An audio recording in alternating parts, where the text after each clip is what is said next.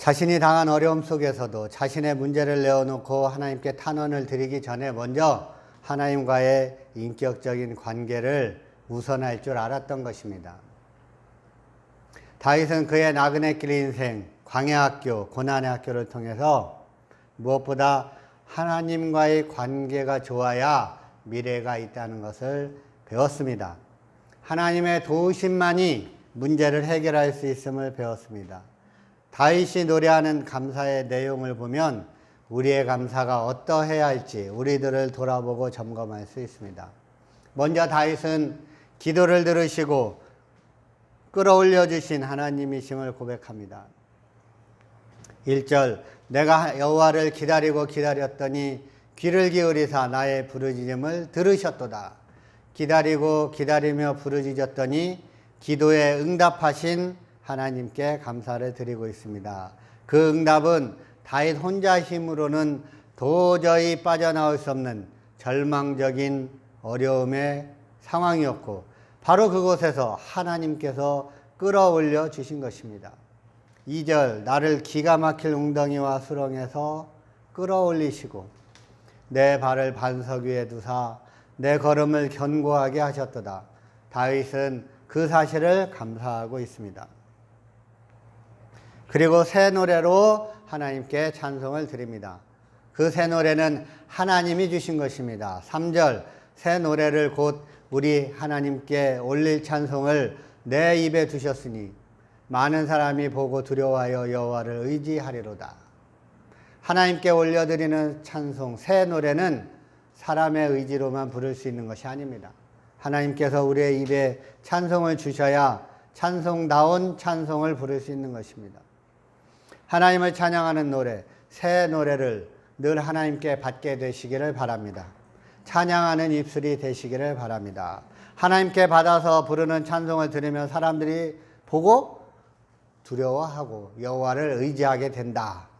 사람들이 하나님을 향한 경외하는 마음이 생기고 하나님을 두렵고 떨리는 마음으로 섬기게 된다는 것입니다. 그런 새 노래, 그런 찬양으로 사람들에게 영향을 주고 사람들의 영혼을 살리는, 세우는, 살아있는, 살리는 찬양을 하게 되시기를 바랍니다.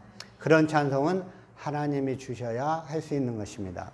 똑같이 찬송을 부르는 것 같지만 하나님이 주시면 그 찬송은 나를 살리고 주의를 살리고 사람들을 살리고 교회를 살리고 나라를 살리는 그런 찬양이 됩니다. 사람들이 하나님을 경외하도록 하는 찬양이 됩니다. 하나님께 받아서 그런 찬송을 부르는 찬송의 사람들이 되시기를 바랍니다.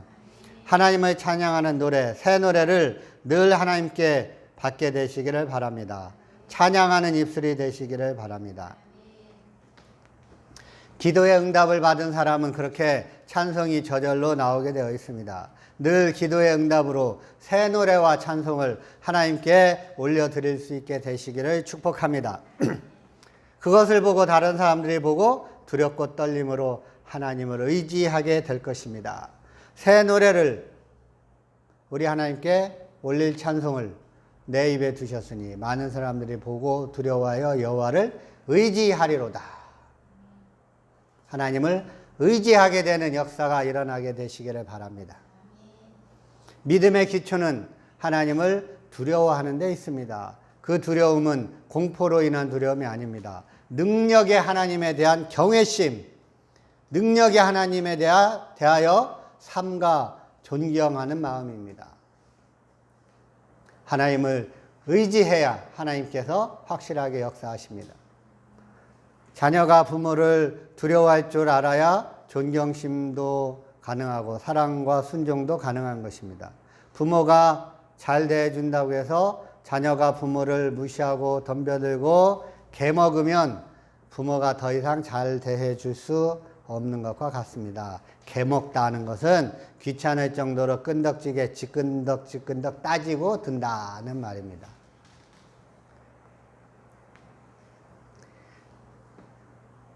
개먹으면 따지고 들고 그러면 해줄 수가 없어요. 그런데 마찬가지로 하나님에 대해서도 그렇게 하는 사람들이 있어요.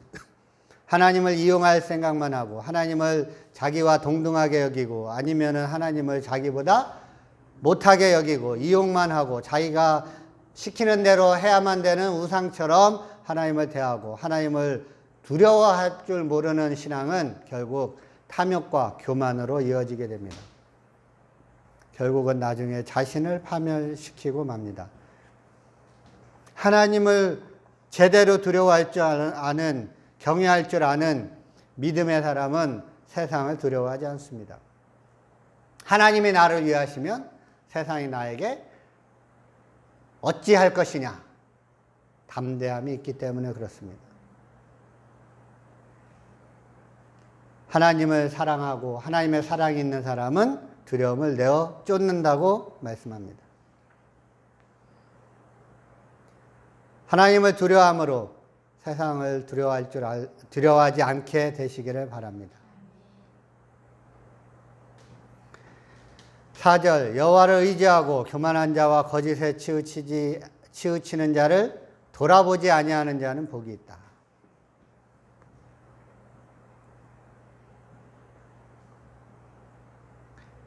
교만하고 거짓에 치우쳐서 잘 사는 자들을 보고 부러워하지 않는 자가 복이 있다는 것입니다. 교만하고 거짓으로 하는데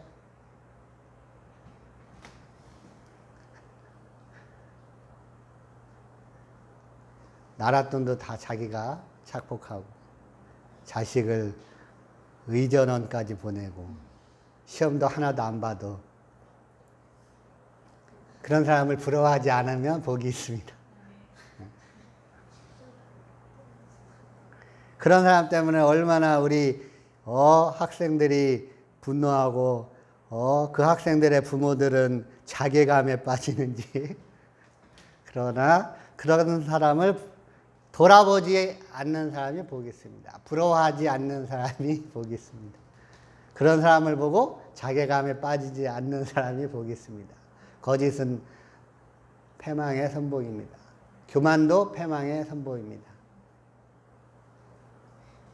하나님 앞에 언젠가 확실하게 심판을 받을 것입니다. 이 땅에서 잠깐은 잘 되는 것 같을지 몰라도 심은 대로 거두게 되어 있습니다. 그리고 하나님 앞에서도 영원한 형벌을 받게 됩니다.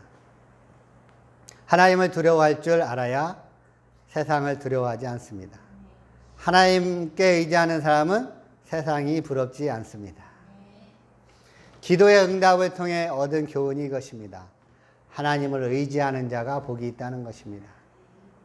기도하며 기다리는 사람은 하나님을 의지하는 사람입니다.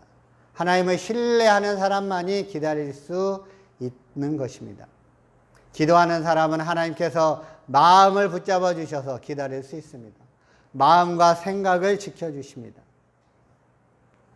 빌립보서 4장 6절 7절 아무것도 염려하지 말고 다만 모든 일에 기도와 간구로 너희 구할 것을 감사함으로 하나님께 아뢰라. 그리하면 모든 지각에 뛰어난 하나님의 평강이 그리스도 예수 안에서 너희 마음과 생각을 지키시리라. 감사함으로 하나님께 구하면 하나님의 평강이 다 알고 계시기 때문에 하나님의 평강이 우리 마음과 생각을 예수 그리스도 안에서 지켜주신다. 할렐루야. 그래서 기도하면 중심이 흔들리지 않습니다. 우리 마음에 평정심과 확고함이 생깁니다. 하나님의 평강이 임합니다. 하나님의 평강으로 우리의 마음과 생각을 지켜주시는 하나님의 평강으로 살게 되시기를 바랍니다. 감사함으로 기도하며 하나님께 맡기고 하나님을 의지하면 평강으로 살게 됩니다. 그 평강은 하나님이 주시는 평강입니다.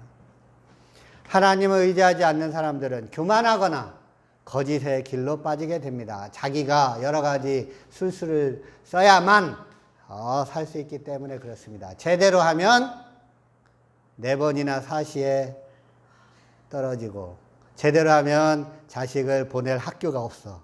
그러니까 거짓에서 거짓으로 더한 거짓으로 그러다가 말만 하면 거짓으로 살게 되는 거예요. 입만 열면 거짓. 4절에서는 그래서 하나님을 의지하지 않는 사람은 교만한 자이거나 거짓에 치우치는 자들이라고 말씀합니다. 4절 다시 한번 읽습니다. 여호와를 의지하고 시작. 여호와를 의지하고 교만한 자와 거짓에 치우치는 자를 돌아보지 아니하는 자는 복이 있도다. 아멘. 교만한 자 아니면 거짓에 치우치는 자다. 여호와를 의지하지 않는 사람은 둘 중에 하나인데 교만하거나 거짓으로 살아가고 있다. 가면을 쓰고 살아가고 있다. 집에서는 개판인데 겉으로는 되게 잘 사는 가정인 것처럼 가장을 해가지고 좋은 사진만 다 페이스북하고 인스타그램에 올리고 남들이 보면은 되게 잘 사는 것처럼 가면을 쓰고 연극을 하면서 거짓에 치우치는 자들이다. 아니면 교만한 자들이다. 둘 중에 하나다. 하나님을 의지하지 않으면. 그러니까 하나님을 의지하고 그런 사람들을 부러워하지 않는 사람이 복이 있다. 라고 다윗이 말씀해 주고 있습니다. 다윗의 삶을 통해서 만난 하나님은 그런 하나님입니다. 시편 40편의 교훈은 하나님을 의지하는 자가 복이 있고 엉뚱한 사람들 보면서 부러워하지 않는 사람이 복이 있고 하나님을 의지하는 사람은 둘 중에 하나인데 교만하거나 거짓으로 살고 있는 사람들이다. 그런 사람들을 부러워할 필요가 없다. 부러워하는 사람들은 진짜를 못 보고 있는 사람들이다. 하나님을 의지하며 하나님이 주시는 평강이 있고 하나님이 건져주시고 하나님이 보호해주시고 진짜로 복이 있는 사람이다. 라고 시편 40편에서 교훈해 주고 있습니다. 교만하여 자기가 하나님 노릇하고 거짓으로 속이는데도 잘 되는 사람을 부러워하거나 그런 사람들을 곁눈질하면서 미련을 갖는 사람들은 복이 없는 사람들입니다. 그런 사람들에게 미련 갖지 말고 하나님을 의지하면 복이 있습니다. 노래에도 있잖아요. 미련을 갖지 말아요. 해줘야 돼요? 미련을 갖지 말아요. 뭐 그런 노래가 있어요. 이렇게 간드러지게 불러야 딱.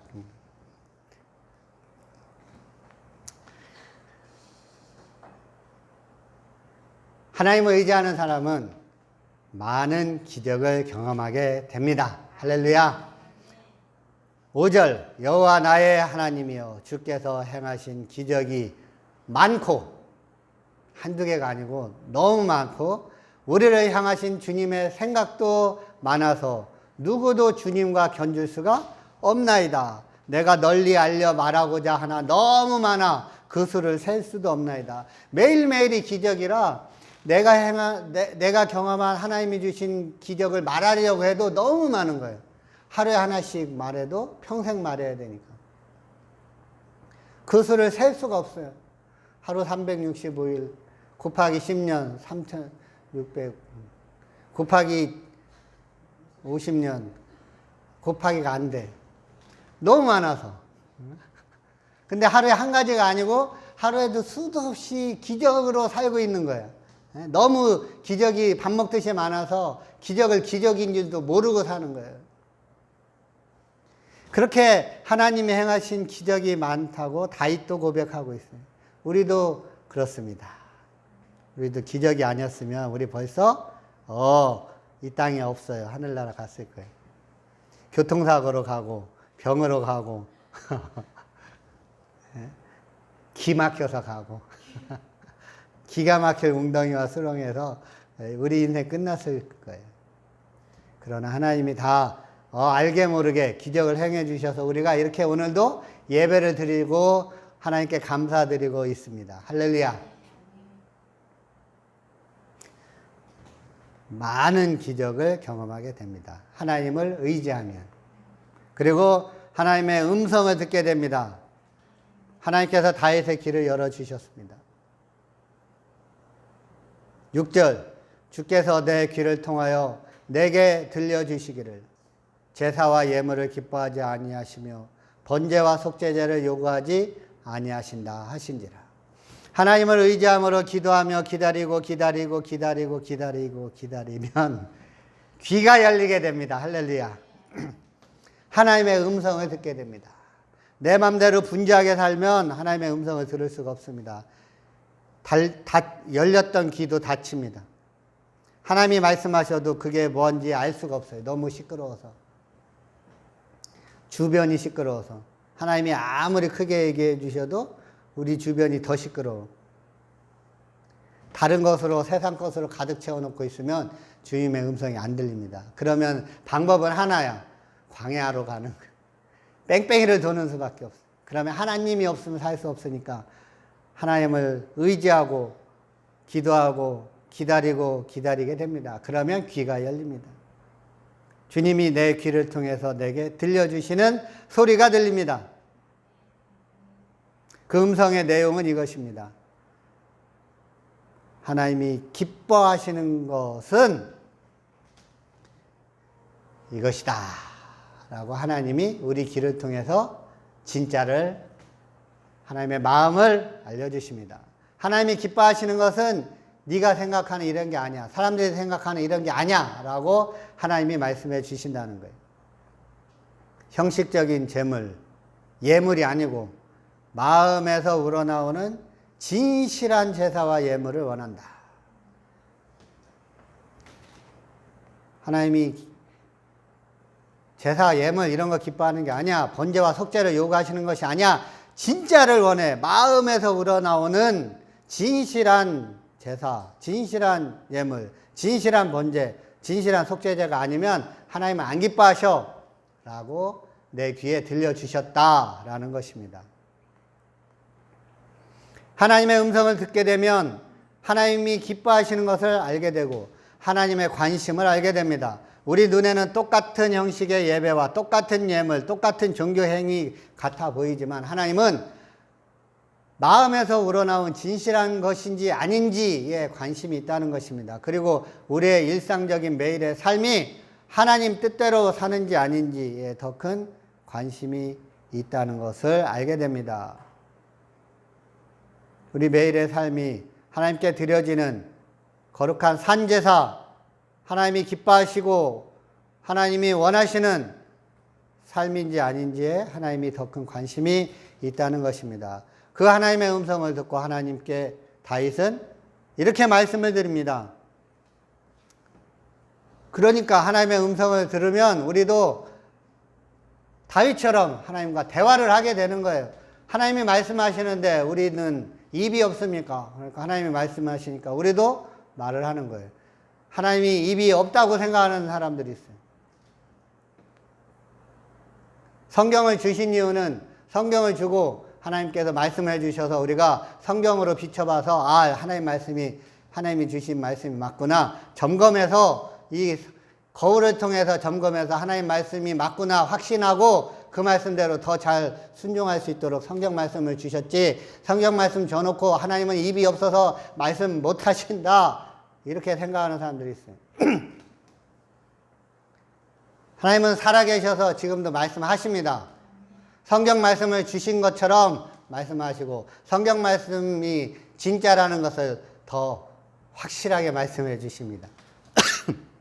하나님이 말씀하시면 성경 말씀에 비춰서 역시 하나님이시구나 알고 우리도 하나님과 대화를 해야 되는 것입니다. 하나님께 말씀드리면 하나님도 우리에게 귀를 기울여 주십니다. 7절, 그때가 어느 때요? 하나님이 내게 말씀하시니까 나도 그때 하나님께 말씀을 드렸습니다. 그때 내가 말하기를 내가 왔나이다. 나를 가리켜 기록한 것이 두루마리 책에 있나이다. 하나님이 나한테 내가 원하는 건 이거야. 난 이런 거 안 원해. 그러니까 나도 다윗이 나도 그때 이렇게 말씀드렸다. 내가 왔나이다. 나를 가리켜 기록한 것이 두루마리 책에 있나이다. 그러니까 다윗이 하나님 앞에 기도를 하면서 감사하면서 다윗이 하나님 앞에 두루마리 책에 기록을 했어요. 다윗이 가져온 두루마리 책은 다윗이 하나님께 드리는 기도와 감사의 시들이에요. 시를 딱 짓고 찬송을 짓고 기도를 지어서 시편을 지어가지고 두루마리에다 딱 기록을 해가지고 하나님 앞에 딱 이렇게 드렸다는 거예요. 제가 왔습니다. 이렇게 두루마리까지 갖고 왔습니다. 제가 어떻게 살았는지 제 마음이 두루마리 요 책에 있습니다. 딱 시를 지어가지고 하나님 앞에 바쳤다는 것입니다. 뭔 얘기인지 알겠죠? 제가 이렇게 갖고 왔습니다. 두루마리까지 하나님께 드리는, 하나님께 올리는 찬송과 기도를 이렇게 적어가지고 제 삶이 어떤지 여기 있습니다. 제가 왔습니다. 저를 받으십시오. 딱 이렇게. 예배는 그런 것입니다. 나를 드리는 것이고 일주일 동안 살아온 내 삶을 드리는 것이고 앞으로 살아갈 내 삶을 하나님 앞에 드리는 것입니다. 하나님 제가 왔습니다. 저를 받으시고 하나님의 뜻대로 써 주시옵소서. 그것이 예배입니다. 좋은 얘기 하나 들어보자. 가 아니고 나를 드리는 것입니다. 그렇게 내가 왔습니다. 나를 가리켜 기록한 것이 두루마리 책에 있습니다. 두루마리 책도 갖고 왔고 저도 왔고 저를 받아주십시오. 그렇게 기도합니다. 그 시들은 다윗이 겪었던 고난들과 하나님의 구원에 대해서 기록되어 있습니다. 다윗의 삶이 거룩한 산제사로서 하나님께 드려지는 감사의 제물이 되었던 것입니다. 산제사 사전을 찾아보면 하나님께 헌신하며 섬기는 일이다 이렇게 되어 있습니다. 하나님께 헌신하고 하나님을 섬긴 산제사 감사의 제물로서 자신의 삶을 기록해서 하나님께 바치게 되시기를 바랍니다. 그렇게 다윗은 자신의 삶을 다하여서 진심으로 하나님 앞에 나아갔던 것입니다. 자신의 삶을 들고 하나님 앞에 진심으로 나아가서 제가 왔습니다. 저를 써주시고 저를 보내십시오. 하나님 앞에 드리게 되시기를 축복합니다. 그것이 감사입니다. 하나님의 응답에 감사드리는 다윗의 감사. 자신의 삶을 헌신하여 드리고 하나님 앞에 자신의 삶을 두루마리 책으로 올려드리는 그런 찬송과 감사의 삶을 살게 되시기를 바랍니다. 그래서 그 감사로 하나님 앞에 자기의 삶을 드리는 이 장면은 성령님의 감동으로 그리스도에 대한 예언이 담긴 부분이 되었습니다. 지난주에도 나누었듯이 히브리서 10장 5절에서 10절에 예수님의 구원 사역을 설명하는 말씀에 인용되었습니다. 그러니까 하나님의 뜻을 드러내는 다윗의 고백과 하나님께 감사하여 자신의 삶을 헌신하여 드리는 다윗의 삶이 예수 그리스도의 예표가 되었던 것입니다. 마음에서 우러나서 하나님께 드려진 예물, 예배, 우리의 헌신된 삶은 예수님의 성품과 향기가 드러나게 되는 축복이 있다는 것입니다. 예수님의 예표가 되는 삶이 되시기를 바랍니다. 주님의 성품과 향기가 드러나는 삶이 되시기를 바랍니다. 그렇게 하나님 앞에 감사함으로 자신의 삶을 드리는 다윗은 하나님의 뜻대로 행하는 삶의 능력과 즐거움을 더욱더 맛보게 됩니다. 즐겁게 순종하게 됩니다. 8절 다 같이 읽겠습니다. 시작.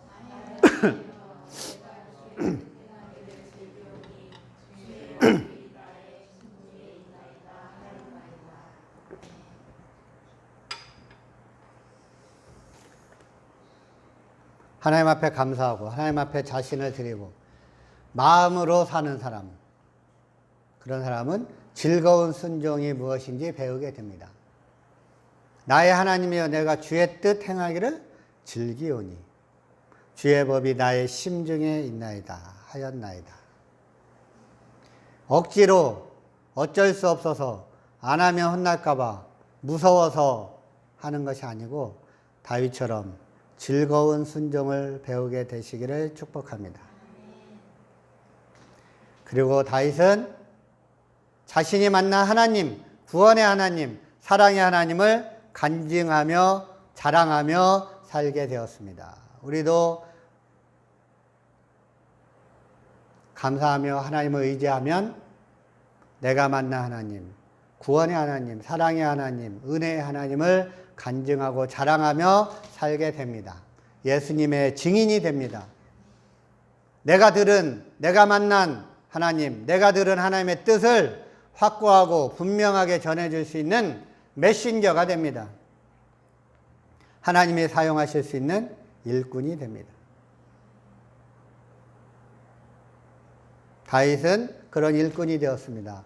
9절, 내가 많은 회중들 가운데서 의의 기쁜 소식을 전하였나이다.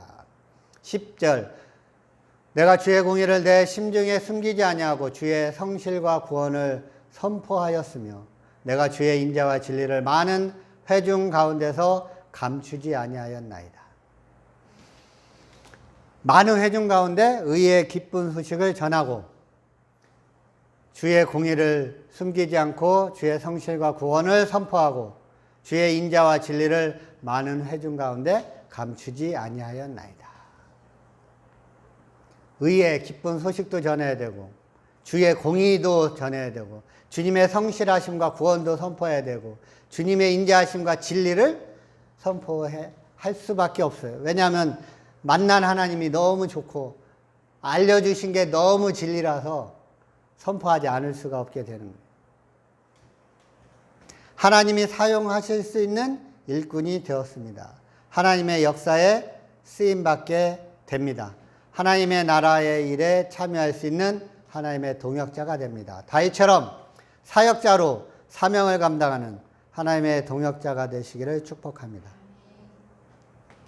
그러니까 이런 감사, 하나님의 응답에 대한 감사를 드리고서 이제 간절한 간구를 드리는데 그렇게 간절한 간구를 하나님을 신뢰함으로 간구하고 기다릴 수 있는 근거가 바로 이런 감사하는 신앙의 삶에서 나온다는 것입니다. 다윗처럼 하나님을 의지하며 교만한 자와 거짓에 치우친 자를 돌아보지 않고 곁눈질하지 않고 이런 감사를 드릴 수 있게 되시기를 축복합니다. 입술의 고백에서 끝나지 않고 삶의 고백이 되시기를 바랍니다. 하나님 앞에 나올 때 두루마리에 적어서 내가 하나님 앞에 드려진 삶을 시로 찬양으로 적어서 하나님 앞에 올려드리는 삶의 고백이 되시기를 바랍니다. 두루마리 책으로 적을 수밖에 없을 정도로 매일매일 하나님 앞에 많은 기적을 체험하고 감사드려서 다윗처럼 이런 삶의 고백이 풍성한 믿음의 사람이 되시기를 축복합니다. 하나님을 의지하고 신뢰하고 기다리는 믿음의 사람이 되시기를 바랍니다. 그래서 기도와 찬양으로 감사로 풍도가 바람 부는 인생길에서도 하나님을 향하여 믿음의 고백을 드리고 은혜의 고백을 드리고 은혜의 찬송을 감사의 찬송을 부르며 하나님을 신뢰함으로 기다리고 기다리며 기다리는 기도의 사람이 되시기를 축복합니다. 성찬식을 행하도록